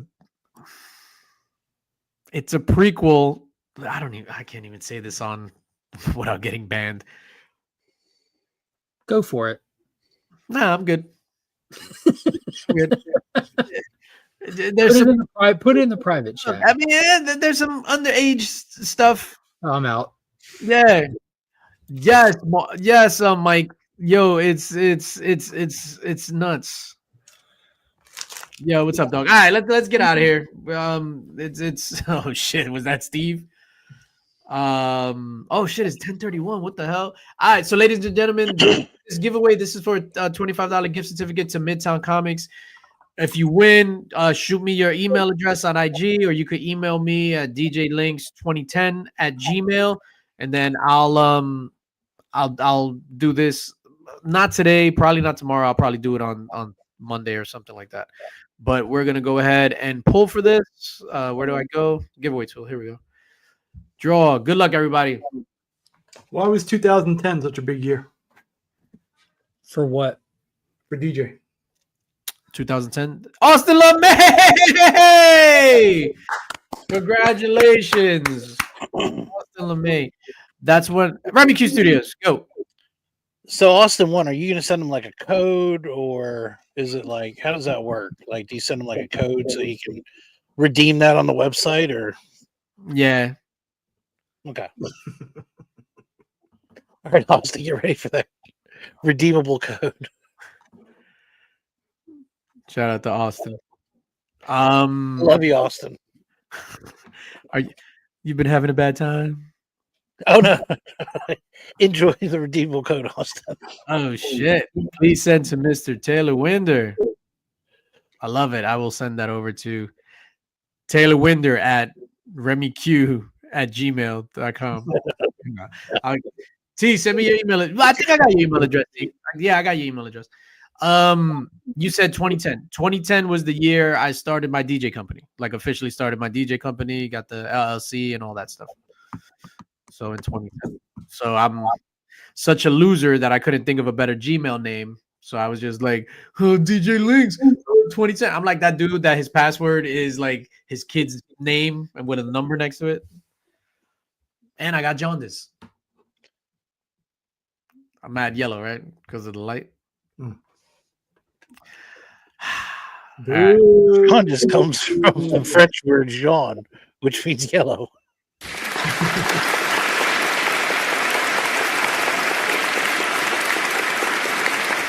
All right, there's enough flapping. I'm ready to get out of here. Mark, what you got coming up? What you got going on? This Sunday at 6:30 at Weeks End Live with the Miranda Brothers. I'll be giving away this book, double signed by the Miranda Brothers. A brand new title. Come check it out. Nice. I've been watching Invincible. Fantastic. This last episode. All of you guys suck ass for not watching, except for Nick. And Wait a minute. Telling us that we suck asses. That's supposed to be like. No, I'll enjoy it by myself. I don't care. It's supposed to be a diss? Because I'll take it. Fantastic. Is it good? Oh, man, it's so good. This last episode, wow. Is it better than season 2? Yeah. I think you need to watch season 2, though, to watch season 3. Remy is my favorite this week. Remy, you're Cliff's favorite this week. You win absolutely nothing. Where when I didn't know we were competing to be Cliff's favorite. I would have said Storm was great. I love Forge. Storm it's been great. It's one of my favorites. Do you know what else is great, Remy? What's that? It was confirmed this week that the runtime for Avatar 3 is 3 hours and 12 minutes plus. You know, before it was rumored it was going to be under 3 hours, and I They was were- like, that is well- not going to be good enough. And I was Not gonna really cut it. hoping, yeah, I was really hoping for the over 3 hour mark. Over 312. I'm with you on there. I'm excited for it. I know. That's why I was telling you. The other two can suck it. They're gonna give out catheters as you enter the Yeah, get your Depends ready.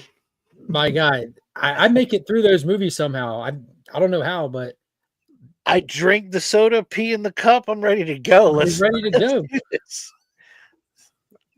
the You last get lost in the movie, though. You got to be careful and you make sure you don't return to the cup afterwards. shit. The last movie, yeah, I couldn't even make it through this Captain America without having to go on the bathroom break. But I drank like the entire bottle of because we get water like losers. I drank like the entire bottle of water by the time they showed Did the you lead. make it through Dune and Dune Part 2? Those weren't 3 hours. They were longer movies. I get lost in those movies, like it's transported. I made it through Dune Part 2 easily. I Yo, don't think I've ever That shit was gotten so much good. good. the only thing Dune Part 2, I was triggered because it reminded me of that time I was on the nude beach, like the worm in the sand. Mm. Dude, that was such an intense, awesome moment too. When Paul went to jump on the sandworm for the first time with that Hans Zimmer track, and Yeah.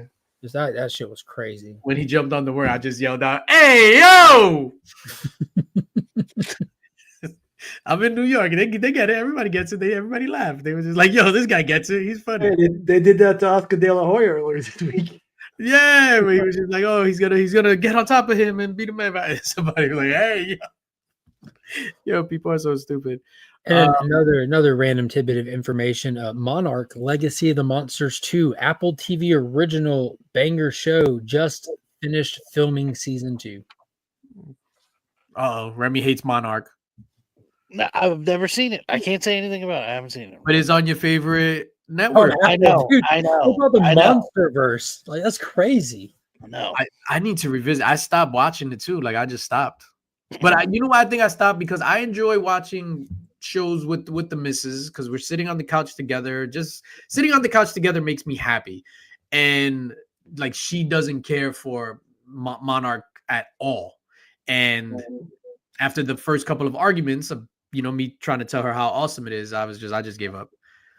It was heavily that's one thing it did really well, like for a monster show. Like, a lot of people are like, I'm here to see just the monster smash fucking buildings. I like to have a story too. I like the people aspect of it, but they did a good job, like making you really enjoy following the story aspect, especially what they did with Wyatt Russell and Kurt Russell, like father and son playing the same character from the flat. That was just and even your boy playing John Goodman's character.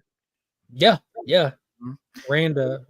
Yeah, I just got to go back and watch it. But for me, it wasn't enough monsters. I needed monsters. Like you can't just.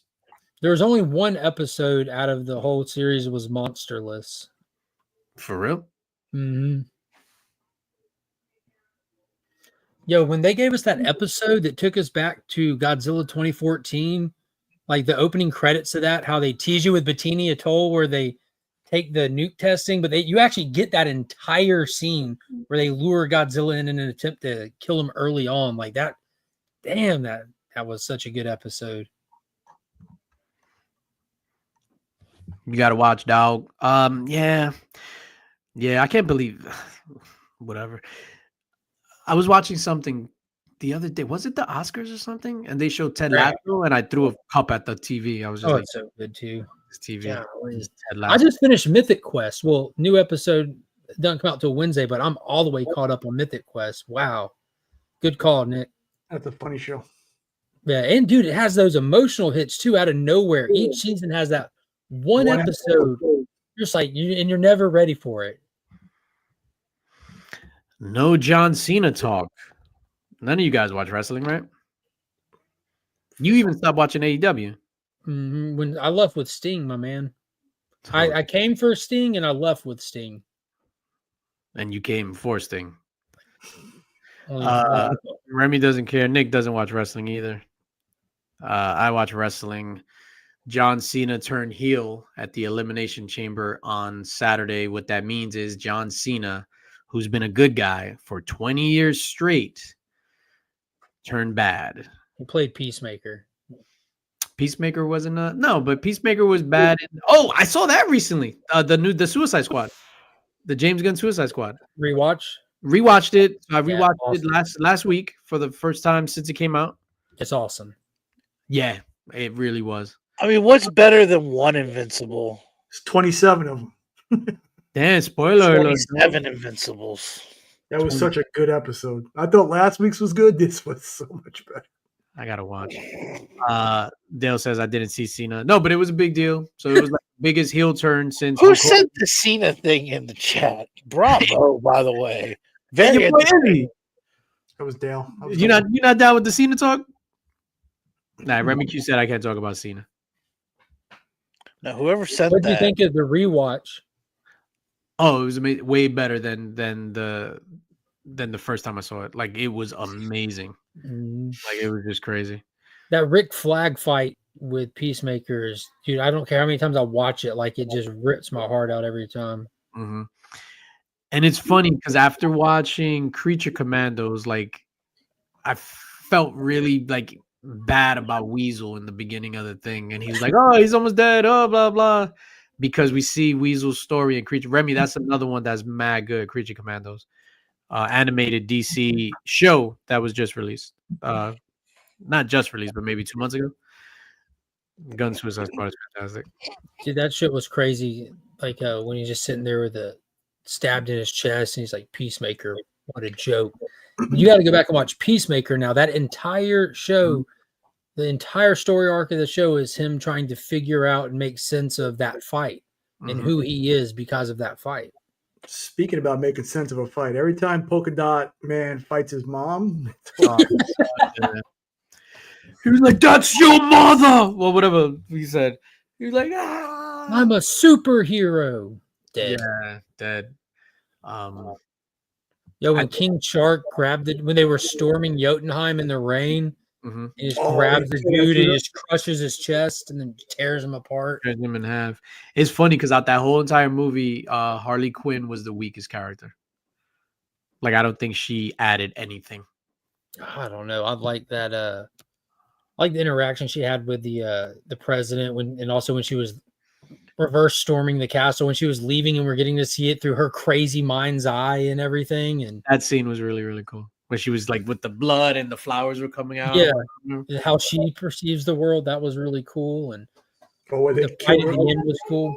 They killed a whole camp full of good guys. Yeah. That's funny. What the hell's going on? Why is there yelling at me? I don't know. They did a good job balancing the characters in that. James Gunn again did a great job with an ensemble cast. Yeah, can't wait till he does it with Superman. Jesus Christ. Superman is gonna suck so bad, dog. I'm so nervous about that. Yeah, Superman is gonna suck so bad because that's not a character that needs an ensemble cast. He needs fucking Superman and Kryptonite. That's it. Nothing else. What's crazy is like everyone, there's a lot of defenders out there, which is fine. It makes sense. But all these characters they've brought in doesn't make sense because Superman comes with an ensemble cast. He's been around so long. You have Lois, Jimmy, Lex, Perry. Did you say with or on?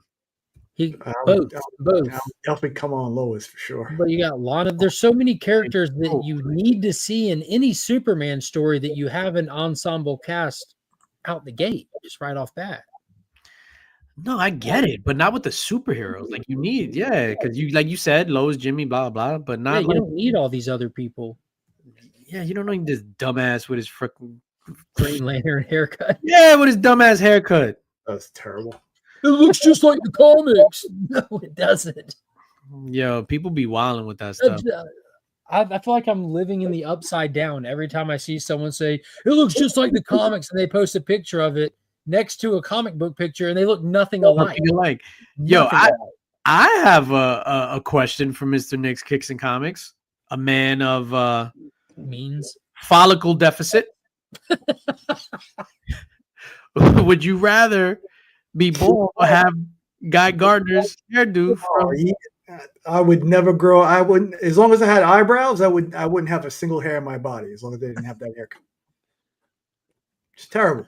What if Crap. you? That looks nothing like the thing. Remy, what? What if you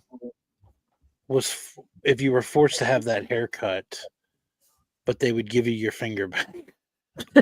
I'd keep it just everything as it is right now. I'm fine. Yo, I like this. Give us another one, Remy. This is cool. That's all I got. That's all I got. All right, hold on. We're gonna get out of here. All right, man. I kept you guys long enough. I know you guys hate me. It's Friday. You wanna go make love to the night, and I'm just I don't want to leave this room. Night, man. There's like yelling going on outside the door, and I'm afraid. you just said make love to the night. Do you remember that movie The Sitter with Jonah Hill? Yes, That shit was hilarious. That's where that's from. Make love to the night. yes. Jonah Hill when he was funny. Well, yeah. Yep. Let's get the kids in the van. Yo, sick reference, bro. Sick reference. Big reference. Oh, that was tight. That was tight. Yeah, that was from This Is the This is End. the end. This is the end. Is the funniest. That and Superbad are the funniest movies of the last 20 Michael years. Cera was amazing, and This Is the End. 1000%. I will Who's fight. got my coat? Yeah. Funniest movies of the last 20 years, you said? He last slapped 20 me years. on his ass. Over Tropic Thunder? Over Step Brothers? Those might not even be in the last 20 years. That'd be cutting it close. Yo, we're like mad old dog. Step Brothers. We were is- talking about that at work on Monday. How you like think of Step Brothers, think of Talladega Nights, the Hangover movies. There haven't been comedy movies that everyone talks about and tell you got to go see this in theaters. We haven't had one of those in so long. Not a comedy. No, comedy was ruined over the past few years. Like you can't do comedy without getting in trouble unless you're a stand-up comedian, and you're still going to get Shit. people attacking Yeah. you. We're gonna get comedy back. I get what you're saying. Why was comedy ruined, Mark? I don't get it. Cancel culture bullshit. Oh, And that being said, Andrew Schultz's new special dropped this week. It's fucking hilarious. Like he crushes it, and he gets you right in the heartstrings at the end too. He brings it all together. yo, I recently watched. So one of my favorite comedians is George Lopez. Well, one of my favorite stand-ups is from George Lopez. The first one, Why You Crying? His last one was horrible. So it was done specifically for Amazon Prime. Mhm. Terrible. The Schultz is on Netflix. I highly recommend it to anybody. Most comedians aren't for everybody, but I would definitely recommend Schultz to everybody. Like his like progression and his trajectory has been impressive. This dude gets like the way that art form is meant to be done. Like he's ridiculously good. Like I wouldn't have said that about him 5 years ago at all, but like he's like a legit pro on the stage in this special. Like he's worked so hard to get where he's at. Like he's worked. Working nonstop. He does the Flagrant show. He does the Brilliant Idiot show with him and Charlemagne, which is amazing. Their dynamic is like one of those ones that it's just rare when two people are just legit friends that get each other, you know, and they got such different points of view and they just like build off each other. But this special that he did, I was shocked. I thought I would enjoy it, but I was actually shocked with how good it was. I'm probably gonna. Yeah, I got the first 3 episodes downloaded. Of what? There you go. Hmm? Deuce. what? The The Deuce. Deuce. Yo, Remy, you are gonna love the Deuce, dog. Yo, because I gotta go back to Daredevil. And then I gotta Bro. watch 55 DC animated films. no, trust me, you're gonna want to watch the entirety of the Deuce. Is like shootout, action scene, titties, rinse and repeat, rinse and repeat, dog. Like trust me. Like me and you are, we here, dog. I hear you. We're red-blooded American males. Oh. We know what we like. We like some titties. You just don't like Severance. Severance is trash, dog. Yo, like, so I've only watched 2 Severance episodes. and Storm, trash. So, like, legit, DJ, you might be the only person that knows what I'm talking about, but like, you've watched all Here of now. Severance so far, right? Except the last episode that aired. And it's 2 yes, seasons. it's 2 seasons. Yeah. So I don't know one way or another, but had I been watching this as it aired and getting to theorize this show with people, I would be throwing a theory. I think they're in the back rooms, bro. They're in the what? The back rooms, luminal spaces, the back rooms, and the company is called Lumens as well. You get there and you see these these unspecific hallways that turn and go on forever. When I'm like, dude, they're in the back rooms, those spaces between realities. Dude, I don't know how Mark, you I understand what you mean by the back rooms. I can see DJ's blank face. I know exactly what you're talking about, Mark. No, I'm completely. What do you mean the back rooms? What kind of rooms have you been in, Dude, sir? I'm sending you a video. This is I cannot believe you haven't Back seen room. this. What? Hey, you, I'm like, yo, my back room and your back room are completely different. Just Yeah, use I was the in the back back room, DJ. Dive into that for a little bit. Dude, you're about, if you don't, you have to, what I'm sending you, you have to watch this immediately after this. When you say back rooms, I'm thinking Pulp Fiction, Marcellus Wallace. No. It's its own thing. It's its own thing. No. How do you feel about bending reality, DJ? Yeah, I was about to say, like, dude, I don't know. Like, I think when you start watching this, you're gonna like it's gonna trigger a memory. You're gonna have seen something about this before. I'm just like, wait, what? Like The back thing room. with Diddy Party How do I back room- respond to this? How do I not look like an idiot? Like that's what I'm doing. Oh, it didn't work. You gotta check this out. I sent you the video. The back rooms. Yeah. Educate yourself, fools. Austin, you should be familiar with it. I know you watched the Y-Files. AJ did an entire episode on the back rooms. Nobody watched I didn't Wildfire. watch it, AJ. We all watched. I need to watch that episode now. It's in the chat. There's no titties in that episode. Remy. Like, watch I'll this still dude. watch it. I know about the Dude, back. listen, when you like dive into like that stuff, it's some of the most unnerving stuff that you can try to like make sense of. It's wild. Yo, I don't this is legit the first time I've ever heard of the back room, and that wasn't inside of like the Diddy files. Yeah. Nick, do you know this theory of back rooms? Luminal You know what? space. I thought I was an opponent, an opposing opinion on most things. I actually think I'm the glue in this group. I kind of have a little bit of everything with everybody here. You are, sir. DJ's got a point. I got you, brother. Nick and his old ass. I got you, brother. up until that point, yeah, you were cool with me. Here's the definition of them. It's a transitional place that can be physical, emotional, or metaphorical. They can feel eerie, disoriented, or uncertain, or often in between 2 distinct states or locations. You now, knowing that, dude, just go watch the opening of that video I sent you at least, and it'll probably jog your memory. You probably have seen something on a reel or this or that. Like it makes it into a lot of like social media clips and shit. And if you might didn't, not then you're even going to be know on it. Mark's algorithm, and imagine that. So Mark sends me a video. It says it's titled "Lost in the Back Rooms: Reality in Between." An empty world, a time traveler, another dimension, liminal spaces, the reality in between. And right on top of that, I sent And then what's the greatest thing about that video is if you watch it, then you'll see my name in the credits. oh, that's right, because you're you support the whatchamacallit. Mm-hmm. The back rooms are wild in a good way. That's when you're talking about back rooms. I'm thinking I'm over here talking about they found out like Not the door behind the door. shit. I'm over here talking about like the champagne room. I'm thinking like they found out. You talk about that door behind the door. Yeah, that's why I was like, what the hell? Like you got Uh-huh. me, dog. And I'm like, I can't mention this stuff on oh god. Get that fucking I found this for $2. They must have been like your nails. Yeah, they must have. They're like, all right, just give it to them. Yo, one time I had painted my nails for Halloween. So I was like an evil clown. So the whole thing to make my hands look really dirty, I painted my nails black. And then the idea was once they dried and all that stuff, I was going to take alcohol and like rub them off, but then rub it on my fingers so my fingers could look black and dirty. So I painted my nails.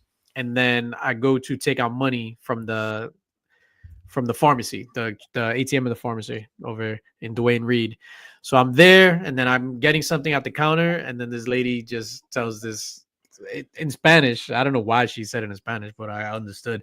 And she was like, "Oh, you don't paint your nails like that. Like men don't do that." And I was just like, I didn't paint mine. I was like, "What a dumb bitch." That's what I thought. How dare you hate on my nails? I Did you voted tell her what for happened to you when you were a kid, though? I did this for you. Army was, but he was early, just like white folks do, though, manipulated by Charlemagne. Speaking of standing on business, did y'all watch the new episode of Drewski?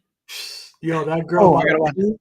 That girl by the pool, bro, was one of the Oh, wildest. I could not believe what happened. I gotta watch. I'll go watch it right now. Fucking Meatball. Oh my god. Oh, it was Meatball. The girl standing next to her, like, I have never in my life. It's on my foot. That was the wildest shit I've ever seen on TV. I have ever seen. Oh no! Dr. Umar was there grilling him. That's shit. Oh, it's this episode with Dr. Umar. Yeah, I gotta watch that. Oh man. Yo, and it's funny when they from last episode when the new girl came and they was like, this bitch with BBLs, and then they cut to her. She's like, I had 3 BBLs before, if you count blah blah. I was just like, Jesus. That show's hilarious. All right, y'all, let's get out of here, man. I'm tired. I'm about to fall asleep on this motherfucker. Yo, everybody, we love you. Taylor Winder, I'm gonna deploy that thing. Yo, we out like trout, man. We are out like trout. I love you guys. Love you too, bro.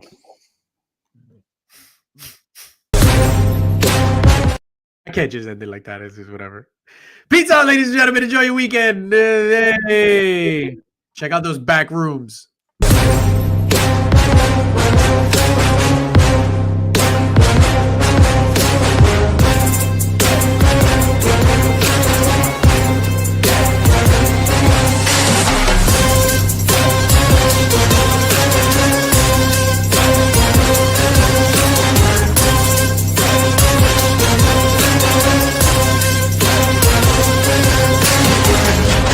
The infamous Illuminati.